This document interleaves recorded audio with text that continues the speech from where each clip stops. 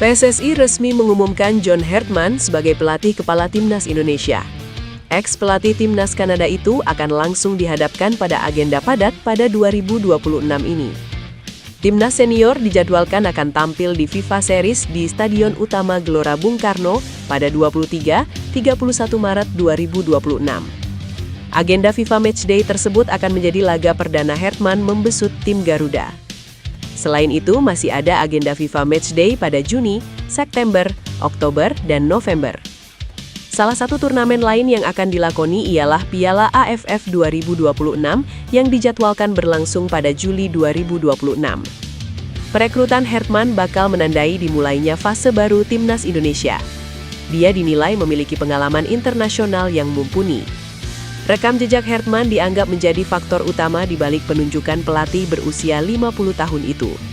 Dia punya pengalaman mengantarkan timnas putra dan putri Kanada lolos ke putaran final Piala Dunia. Bersama timnas putri Kanada, Hartman tampil di Piala Dunia 2007 dan 2011. Dia juga mencatatkan prestasi dengan membawa Kanada meraih 2 medali perunggu Olimpiade secara beruntun pada Olimpiade London 2012 dan Rio de Janeiro 2016. Kesuksesan tersebut berlanjut saat Hartman dipercaya menangani timnas putra Kanada dengan memastikan tiket ke Piala Dunia Qatar 2022. Nova Arianto mulai menjalankan tugas sebagai pelatih timnas Indonesia U20. Juru taktik asal Semarang itu mulai menjaring talenta-talenta terbaik untuk masuk ke dalam skuad Garuda Nusantara. Nova Arianto memanggil beberapa pemain untuk bergabung dalam pemusatan latihan sekaligus seleksi pemain Timnas Indonesia U20. Agenda yang berlangsung di lapangan Garuda Yaksa Football Academy, Bekasi itu merupakan tahap lanjutan dari fase pertama yang bergulir pada awal Desember 2025. Nova Arianto menyampaikan fokusnya adalah mencari talenta pemain, terkhusus pemain kelahiran 2007 yang akan menjadi fondasi Timnas Indonesia U20 besutannya. Beberapa nama anyar yang mengikuti pemusatan latihan itu adalah Ausman Kamara dan Reno Salampesi.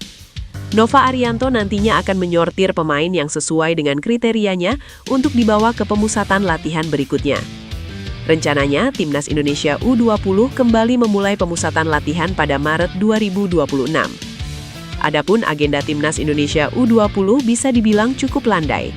Paling krusial nyaris hanya Piala AFF U19 2026 dan kualifikasi Piala Asia U20 2027 yang berjalan pada 2026. Melihat keberhasilan di level U17, sanggupkah Nova Arianto memberi kesuksesan untuk Timnas Indonesia U20?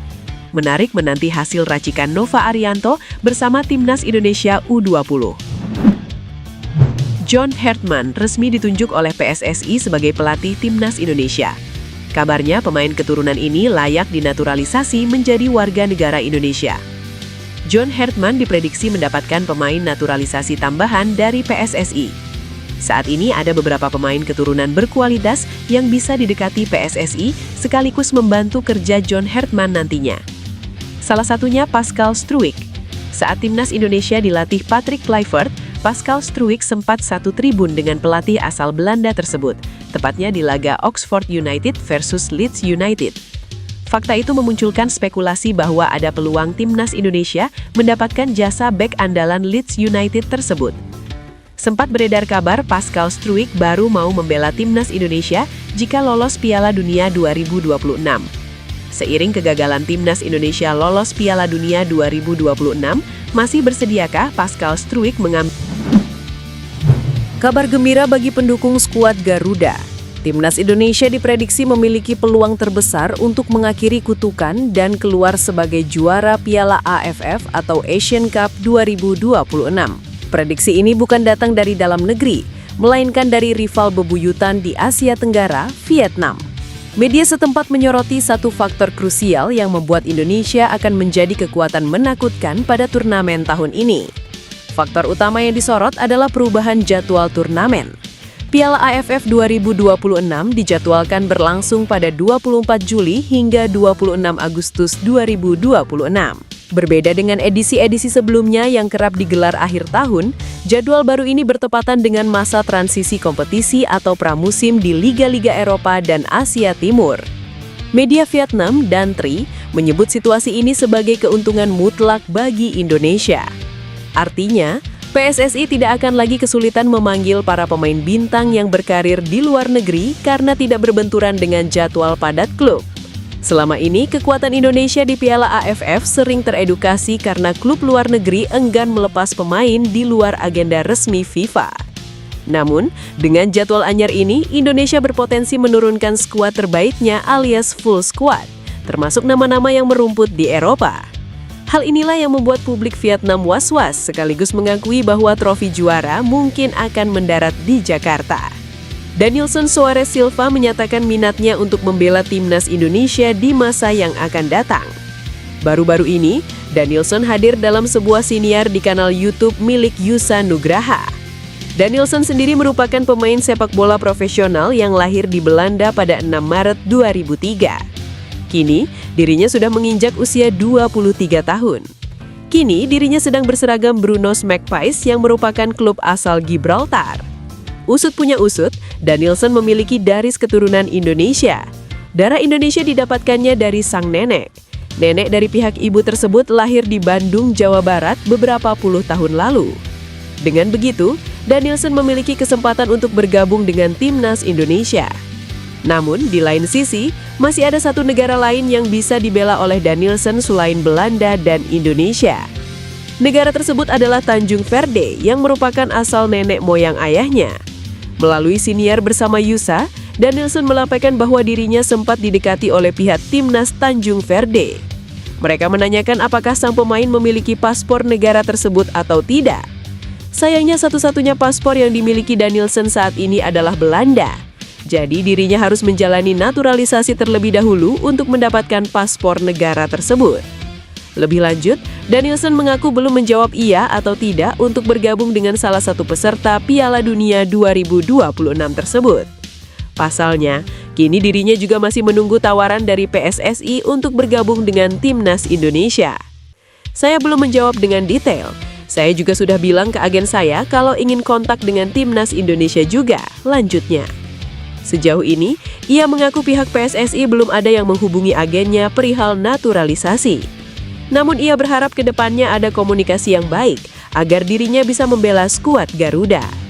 Manajer timnas Indonesia Sumarji memberikan sinyal kuat mengenai sosok pelatih baru yang akan menangani skuad Garuda.